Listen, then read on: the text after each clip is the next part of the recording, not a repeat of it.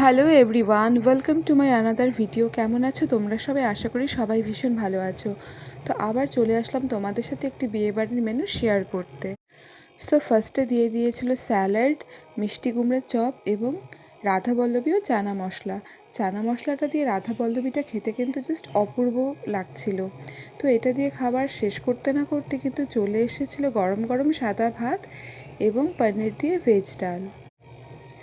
পনিরের ডালটা দিয়ে ভাতটা মেখে মিষ্টি কুমড়োর চপটা দিয়ে যখন খাচ্ছিলাম না, জাস্ট অসাধারণ লেগেছিল।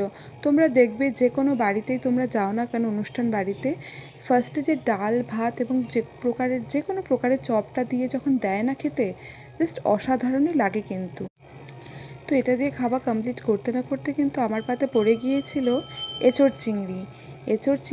এঁচোড়ের টেস্টটাও অসাধারণ ছিল এবং চিংড়ি মাছগুলোও কিন্তু সাইজে অনেক বড় বড় ছিল।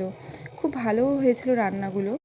তো এঁচোড় দিয়ে আমি একবার কিন্তু খাইনি, আমি আরেকবার কিন্তু এঁচোড় চিংড়িটা নিয়েছিলাম। তো এঁচোড় দিয়ে খাওয়া কমপ্লিট করতে না করতেই চলে এসেছিলো ফ্রাইড রাইস। বিশ্বাস করো, স্টার্টারে এত কিছু খেয়েছি, মানে এতটা পেট ভরে গিয়েছিল না, আমি আর খেতে পারছিলাম না। তো ফ্রাইড রাইস চলে আসার পরেই কিন্তু চলে এসেছিলো লাল লাল ঝাল ঝাল মাটনটাও খেতে কিন্তু অসাধারণ হয়েছিল, জাস্ট অসাধারণ। নরম নরম রেয়াসি পিস আমি পেয়েছিলাম।